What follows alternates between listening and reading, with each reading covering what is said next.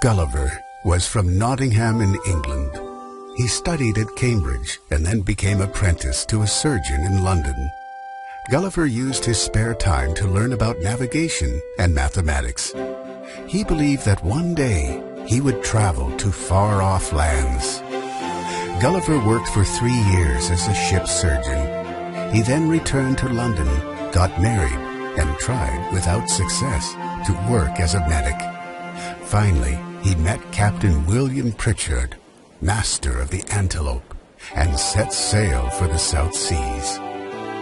They left Bristol on the 4th of May, 1699. Far into the South Seas, their ship was overwhelmed by a violent storm. Many of the crew died. On November 5th, the ship was blown onto some rocks and was doomed. Gulliver tried to escape in a lifeboat, but the boat was inundated and sank. Gulliver had the choice to swim or to die.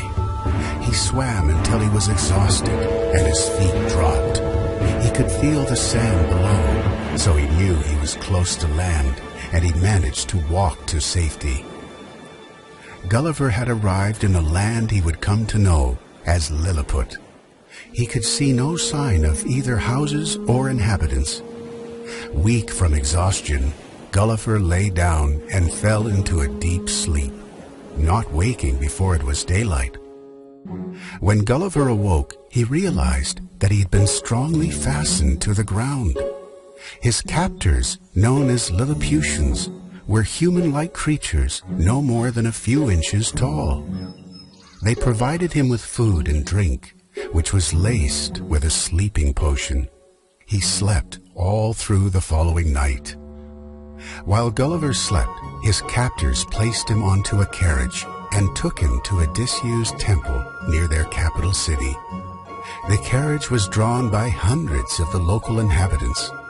At the disused temple, Gulliver was inspected by the emperor and his senior officers. Thousands of the local inhabitants came to marvel at him. Gulliver was chained to the temple, and the ropes that bound him were cut. Now he could move a little and lie down in the shelter of the old temple. Gulliver entertained the court in many ways and gradually gained the confidence of the emperor. On one occasion, he stood like a colossus while the emperor's armies marched through his legs with drums beating and colors flying. Gulliver was finally granted his liberty and had his chains removed permanently. He was given a daily allowance of meat and drink sufficient to support 1,724 Lilliputians. Every village in the kingdom helped to supply the sustenance that Gulliver needed.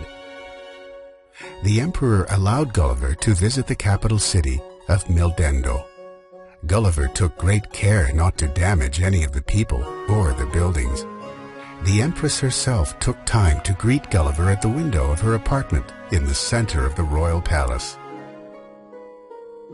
The emperor's principal secretary told Gulliver that the empire needed his help.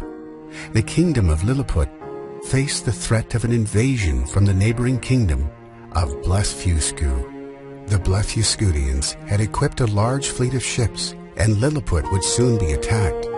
Gulliver pledged that he was ready to defend with his life the emperor and his state. To prevent the invasion by the armies of Blefuscu, Gulliver was determined to capture their fleet. He planned to tie together their greatest warships and tow them back to Lilliput. He equipped himself with ropes and set off across the channel to where their fleet was gathered. When they saw him, the Blefuscudians were so frightened that they leapt out of their ships and swam for their lives. The whole fleet was left undefended but for the archers who were on the shore, along with more than 30,000 of their countrymen.